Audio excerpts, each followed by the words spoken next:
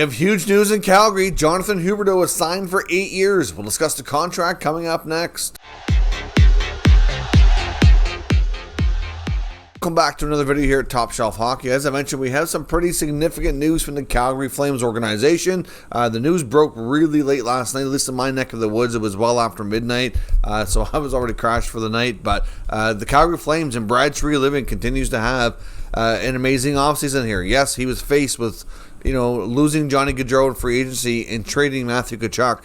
But like I said before, I think considering all things, they've come out of this as probably as best as you could possibly imagine. So Jonathan Huberdeau, the main piece coming back in the Matthew Tkachuk trade from Florida, has signed an 8-year deal. Of course, we reported a few days ago that Treliving went to meet with Huberdeau. I believe in Montreal is where they met, because obviously Huberdeau spends a lot of time in Quebec in the summers.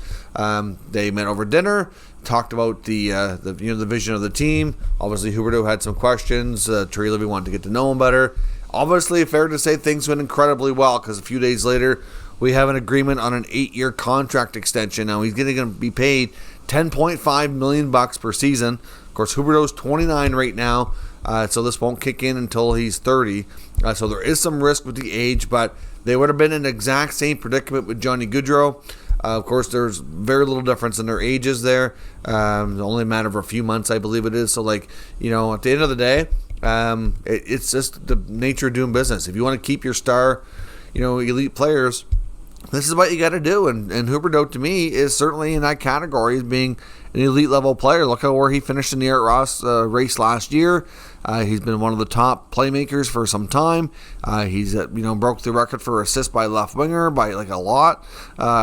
This guy is well worth it. Now, the only, I guess, like I said, your concern is the long-term effects here, but it is what it is. Typically, though, elite playmakers, not always, because you just never know what injuries can occur. They typically tend to last and have more, long careers, at least on, historically speaking. But of course, Huberdeau's contract is also full of a no-move clause for the first 6 years.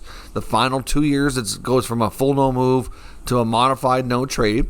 So that's not. I think for a player of his caliber and for what they've been through, that's not something that's surprising. There is a fair bit of signing bonus money as well. It is pretty heavy in the bonuses in the first 4 or 5 years, with the salary ranging around 3.5. So when you get heavy into the signing bonus money, it does basically make the contract pretty close to buyout proof, because obviously the salary is the key factor in determining what you're going to get savings on. So the more of it that's in bonus money, it's not going to happen. So ultimately, though, like I said, you have to take the chance. Now, I'd seen some wondering if a Uyghur contract extension might come next. I think the odds of keeping Uyghur is going to be better now that Huberdeau is signed. I still think it's far from a given. They still have work to do. I wouldn't rule it out, though, by any means either. I don't think it's fair to say that it is or it isn't going to happen, because I think it's just early. We haven't heard reports of meetings with him like they were with Huberdeau, and I think that's where their attention goes now. But ultimately, they have the top playmaking forward in the deal signed, and that's by far the most important thing. So it's a long-term, expensive contract, but like I said, it's kind of what they need to do. The last couple of years may not be as favorable, but the good news is Huberdeau is willing to stay. He's getting paid big bucks, and he basically gets a very similar, if not almost identical, contract that they were offering to Johnny Gaudreau. Very similar in age, very similar in playmaking styles.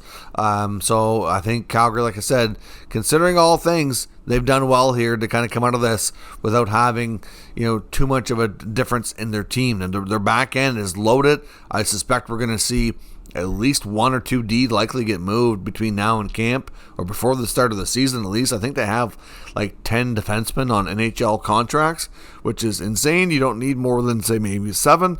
So there's bound to be a few. Who gets moved, though, is a bigger part of the question. They might want a little more cap flexibility. So we'll see what happens. But ultimately, the Flames aren't done their business, but this is a huge chunk of it. So let me know your thoughts on the Huberdeau signing down in the comments. Good news for Flames fans. He's staying.